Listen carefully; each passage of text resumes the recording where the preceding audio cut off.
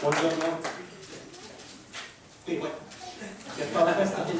Volevo chiedere a Conte Tarantino qual è il suo rapporto con la critica cinematografica, se lei legge le critiche, e perché mai ha fatto di Michael Fassbender un critico cinematografico, tra l'altro è il bastardo meno professionista, perché è quello che si fa beccare per primo. Grazie.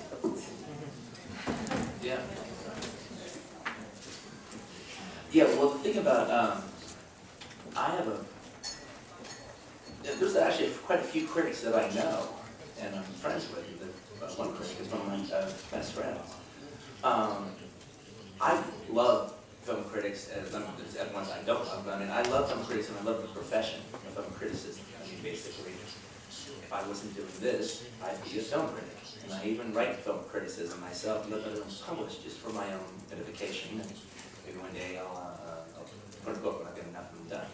But and that's probably what I intend to do when I retire, is write cinema. I'll write cinema stuff like that. My relationship with the critics after 17 years is pretty clear. I mean, I'm a very definitive voice, and so critics either like me or they don't like me. And there's an aspect about it. If you're a film critic during this time, I've been making movies for 17 years.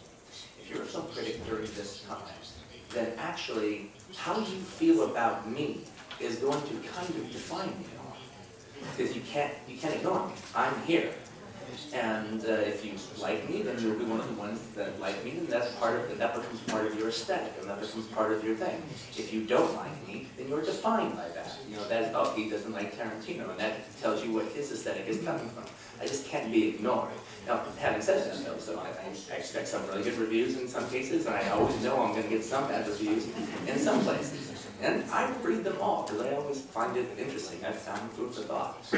As a matter of fact, I remember in 1995, when I came out with Pulp Fiction, a film critic wrote something to the effect of, Tarantino will never be a master of suspense, because he's too in love with minutia. And I actually thought that was a fair enough statement back then. But in this movie, I actually go for big suspense moments. The scene in the tavern, the opening scene.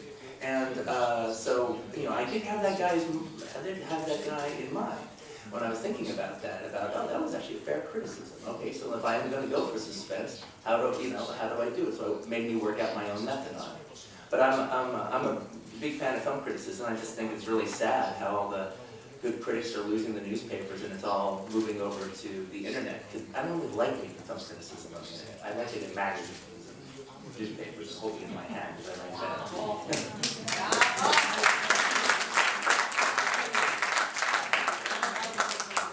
About Michael Fassbender. Well, the thing about it, Michael Fassbender, it's not a mean joke that I'm getting rid of the film critic. I mean, it's actually, he's given a lot of honor in the film. The fact that he has such knowledge of Pabst, and the fact that he has such knowledge of German cinema that he can do this mission. Actually, the Hickok's character is vaguely based on Graham Greene, who was a film critic and was also Commando. But the thing about it is, where I was coming from as far as the Fassbender character, is the fact that the entire mission depends on him. All right, he's the only one that speaks German to that degree and who's got the commando skills.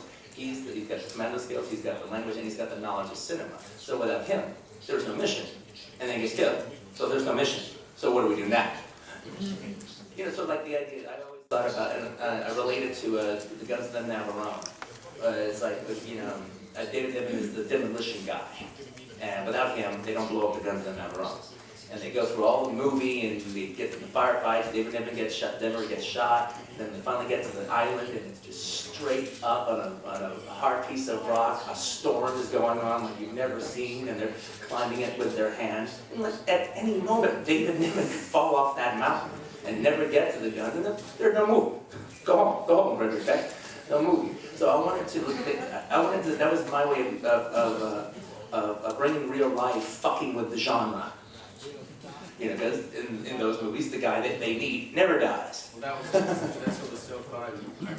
I remember when Quentin, you talked about Hickok and you read it, and just the way you were telling me that you shot Fassbender, you were saying that in any movie from the 1960s, this guy was the hero. Clearly, like he's almost from another movie. But in this movie, he just comes and completely screws it up. But it's also so reflective of Quentin's effortless ability to... I wouldn't say he fucking screws it up. He makes a minor mistake after doing a magnificent job. That's right. Minor mistake. But... Not a bumbling idiot. Well, I'm sorry. That was speaking in character. Still in character.